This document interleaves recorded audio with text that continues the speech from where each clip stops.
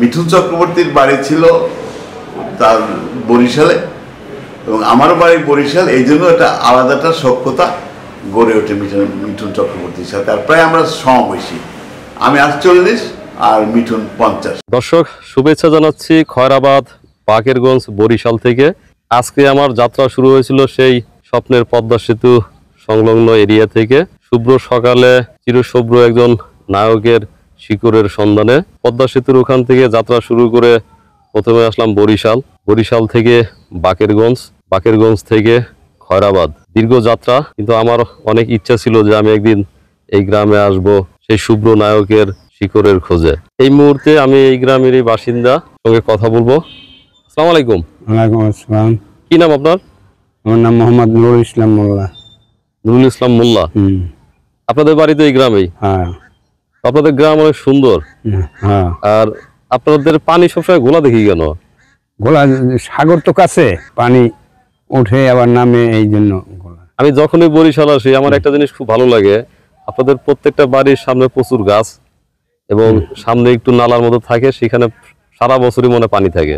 হ্যাঁ, সারা বছর পানি থাকে নাকি? আমি যখন আসি তখন পানির সময় আসে, মানে আমি যতবার আসি ওই সময় পানিটা পুষ্কুনিতে পানি থাকে। আচ্ছা, পুষ্কুনিটা ঠিক, ধরেন বাড়ির সামনে গাছ লাগানো হয়েছে, ওর মধ্যে একটু থাকে না, একটু নিচু জায়গা, ওই জায়গায় আমি প্রতিবার আসে পানি পাই আর কি। আর আমি তো সবসময় আসি না, যখন আসি হয়তো তখন পানির সময় আসি। তো আপনাদের গ্রামে আসার উদ্দেশ্য হচ্ছে যে আমার এক বস ছিলেন, উনি সিনেমায় কাজ করতেন, আবার সাংবাদিকও ছিলেন। তো উনি বরিশালের মানুষ, এই বাকেরগঞ্জের মানুষ, ওই পাশে বাড়ি। তো উনি যখন কলকাতায় গেছে সিনেমা করতে, সিনেমার কাজের জন্য, তখন একজন বিখ্যাত পরিচালক ছিলেন মৃণাল সেন, ওনার বাড়ি আবার সম্ভবত ফরিদপুরে, কিন্তু ওনারা কলকাতা চলে গেছিলেন অনেক আগে। ওই ভদ্রলোক, ওনার নাম হচ্ছে বরুণ শঙ্কর। বরুণ শঙ্কর দাদার সঙ্গে আমার যেহেতু একসঙ্গে কাজ করতাম, তো কথায় কথায় শুনলাম যে উনি তখন যে সিনেমার কাজ করছিলেন, উনি সেই সিনেমার নাম ছিল মৃগয়া, সেই ছবির নায়ক ছিলেন মিঠুন চক্রবর্তী। তো উনি আবার বরিশালের মানুষ, এই আমার দাদা। আবার মিঠুন চক্রবর্তীও বরিশালের মানুষ। তো তখন উনি বলছিলেন যে আসলে ওনার বাড়ি আমার বাড়ি কাছাকাছি, কিন্তু অনেকদিন হয়ে গেছে তো ঠিক গ্রামের নাম মনে নাই। আমি কিন্তু এর আগে 2-4 বার এখানে আসছি, মানে খুঁজে দেখার চেষ্টা করছি, কিন্তু খুঁজে পাই নাই।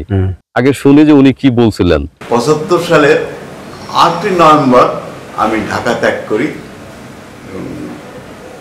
কলকাতা চলে যাই।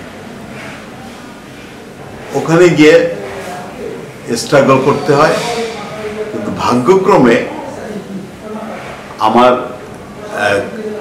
ভগ্নিপতি, তিনি ছিলেন মৃণাল সেনের ছোট ভাই ইন্দর সেন, তার বন্ধু। একদিন কথা কথা তাকে ফিল্মের ইন্টারেস্ট সম্পর্কে আমি বলি, তখন ওই ইন্দর সেনকে আমার ভগ্নিপতি জানায় যে আমার এরকমভাবে ফিল্মে কাজ করতে চায়, তুমি তোমার বড় ভাইকে একটু বলতে পারো কি?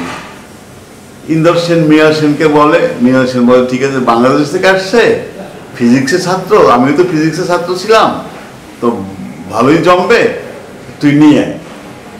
আমি গিয়ে মৃণাল সেনের সাথে দেখা করি এবং আমার সাথে কথাবার্তা বলার পরে উনি খুব খুশি হন এবং আমাকে বলে যে আমার সাথে থাকতে পারো, আমি মেগা ছবি করতেছি, আউটডোর শুটিং, কিন্তু বেতনও পাবে না, অবজারভার হিসেবে থাকবে, আর যদি প্রোডাকশন ম্যানেজার তোমাকে খাইতে দিলে ভাত খাবে, আর না খেয়ে থাকবে, যদি রাজি থাকো চলো আমার সাথে।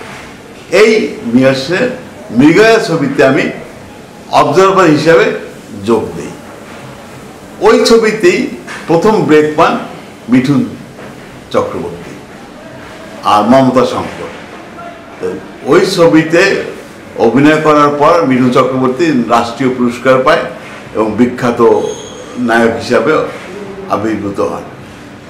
এবং মিঠুন চক্রবর্তীর বাড়ি ছিল তার বরিশালে এবং আমার বাড়ি বরিশাল, এই জন্য একটা আলাদা একটা সখ্যতা গড়ে ওঠে মিঠুন চক্রবর্তীর সাথে। আর প্রায় আমরা সমবয়সী, আমি 48 আর মিঠুন 50। ওনার কথা শুনলাম, উনাকে আবার উনি বলতেন যে এই দেশি, আমরা এক জায়গার মানুষ আগে গেলে যদি বরিশালের মানুষ পাই বলি না মুকুট দেশি, ওরকম বলতেন। তো সেই সূত্র ধরে আমি খুঁজছিলাম, কিন্তু আমি পাই নাই। হঠাৎ করে আমার হলো যে আসলে আপনাদের এই গ্রামেই চক্রবর্তী বাড়ি আছে, সেই বাড়ির সন্তান হচ্ছে মিঠুন চক্রবর্তী, বা তাদের পূর্বপুরুষদের ভিটা। কারণ ওনার জন্ম কিন্তু কলকাতায়, কিন্তু ওনার বাপ দাদার পৈতৃক ভিটা এখানে ছিল, সেটা অনেক আগের ইতিহাস। মিঠুনের যে মিঠুন হয়ে ওঠা আর আমাদের দেশের নায়কদের নায়ক হয়ে ওঠার মধ্যে অনেক তফাৎ। মিঠুনের প্রথম চিন্তা করতে হবে যে মিঠুন প্রথম জীবনে ছিল নকশাল। নকশাল মানে প্রতিবাদী চরিত্র, মানে নিজে প্রতিবাদী চরিত্র। স্ক্রিনে কি আসলো সেটা অন্য ব্যাপার, কিন্তু সে প্রতিবাদী চরিত্র এবং তার পড়াশোনা করতেছে, মার্কসিজম পড়তেছে, তার লেনিনিজম পড়তেছে। সে না পড়ে পার্টি করতে পারে না। ইন্ডিয়ায় কেউ পড়াশোনা ছাড়া কেউ পার্টি করতে পারে না। সে পার্টির একদম ব্যাটার্ন ক্যাডার ছিল। তারপর সে নকশাল আন্দোলনে জড়ানোর পরে তারপরে সে কলকাতা ছাড়তে বাধ্য, কারণ তার জীবনের ভয়, তার গ্রেপ্তারের ভয়, এসব নিয়ে সে। আর তার যে পড়াশোনার ব্যাপারটা, ওইখানকার মানে কলকাতার যে পরিবেশগত কারণ, পরিবেশ পুনার ছাত্র, তা মনে রাখতে হবে সে পুনার ছাত্র। পুনায় যে সুযোগটা তার ছিল বিভিন্ন রকম স্টাডি করার, সেটা সে করতে পারছে। মানুষ হিসাবে সে ওইভাবে তৈরি হয়েছে, ওইভাবে তৈরি হয়েছে। সে নায়ক হিসাবে তৈরি হয় না, সে মানুষ হিসাবে তৈরি হয়েছে। এই জন্য ওনার কথাগুলো তো তার একটা জিনিস মনে করতে হবে, সে কিন্তু একটা চরিত্র করছিল ওই রামকৃষ্ণ দেবের ক্যারেক্টার। কারণ রামকৃষ্ণ দেবের ক্যারেক্টারটা করতে গিয়ে তার প্রচুর পড়াশোনা করতে হয়েছে অধ্যাত্মবাদের উপরে, স্পিরিচুয়ালিজমের উপরে অনেক পড়াশোনা করতে হয়েছে। সে নিজে ওইভাবে তৈরি করেছে। আমাদের দেশে যারা হয়, আমি তো আমার বাংলাদেশেও ছবিতে কাজ করছি এবং এদের অনেক নায়ক নায়িকার সাথে আমার ভালো সম্পর্ক, কিন্তু তাদের ভিতরে ওই ব্যাপারটা নাই। সে আমাদের টপ হিরো হোক আর যাই হোক, ওই পড়াশোনার ব্যাপারটা একদম অ্যাবসেন্ট, নাই। আর ইন্ডিয়ায় পড়াশোনার ব্যাপারটার একটা প্রাধান্য আছে, ওটা দাম আছে, যে না লেখাপড়া না শিখলে আর কিছু করা যায় না। এর মধ্যে আপনারা কি জানেন এই বিষয়ে? মিঠুন চক্রবর্তী এই দেশের না, কোন দেশের, হ্যাঁ আমরা করতে পারবো না, এমনিতে ছিলেন তো না। চক্রবর্তী বেরি চিনি, কিন্তু মিঠুন চক্রবর্তী এই বংশের না, কোন বংশের, হ্যাঁ তো আমরা করতে পারবো না। এইটা আমরা সঠিক বলতে পারবো না। কিন্তু সে যে নায়ক এটা তো জানেন। হ্যাঁ নায়ক এটা জানি। আচ্ছা, তো বাপ দাদার বাড়ি এইটা না কোনটা, হ্যাঁ আমরা জানি না। এখানকার চক্রবর্তীদের ইতিহাস কি? যে আমরা দেখছি মানিক চক্রবর্তী দেখছি, এই হ্যাঁ তো পাক বাহিনীতে মারিয়ে ফেলাইছে। এরপর আর আমরা আর কিছু এই সম্পর্কে এরপর জানি না। এরপর জানি যে বউ আসিল, এর যে ভারত চলে গেছে মনে হয়, মনে করি যে ভারত। ছেলে মেয়ে ছিল না? না, ওনার ছেলে মেয়ে ছিল না। আমাদের মহান মুক্তিযুদ্ধের সময় মানিক চক্রবর্তীকে মেরে ফেলে। আমি যেটা জেনে আসছি সেটা হচ্ছে যে এই যে মানিক চক্রবর্তীর কথা বলছেন, সেই মানিক চক্রবর্তীর কয় ভাই ছিলেন ওনারা? ওনারা 3 ভাই ছিল। 3 ভাই। নিরু এবং সন্তের ছিল, এরা 2 জন ছিল। এরা ভারত আছে। আচ্ছা, ওনাদের হয়তো আপনারা হয়তো 3 জনের ছিলেন, কারণ আমাদের ওই সময় 47 সালের আগে আমরা তো পুরো ভারতবর্ষ তো একসঙ্গে ছিল। 47 সালে যখন ভাগ হয়েছে তখন না বাংলা, পাকিস্তান আর ইন্ডিয়া হলো। তো যে কারণে দেখা যাচ্ছে যে আমাদের বরিশালের একজন মানুষ তো কলকাতায় গিয়ে বাস করতে পারতো, ভিসা পাসপোর্ট প্রয়োজন নাই। তো সেই ক্ষেত্রে ওনারা হয়তো এখান থেকে হয়তো 3 ভাইয়ের জায়গায় 4 ভাই 5 ভাই ছিলেন, সেখান থেকে 1 ভাই 2 ভাই ওখানে গিয়ে ব্যবসা করতো কিংবা চাকরি করতেন, কোনোভাবে আরেক জায়গায় যায় না মানুষ। এইভাবে হয়তো গেছেন, এই সম্বন্ধে হয়তো জানেন না। কিন্তু আমি যেটা জেনে আসছি সেটা হচ্ছে যে এই যে মানিক চক্রবর্তীর কথা বলছেন, ওনারই ভাইয়ের ছেলে হচ্ছে এই নায়ক মিঠুন চক্রবর্তী, থাকতে পারে, বুঝছেন? তারপরে আবার উনি নাকি এখানে আসছিল না, মিঠুন চক্রবর্তী দেখছিলেন আপনার?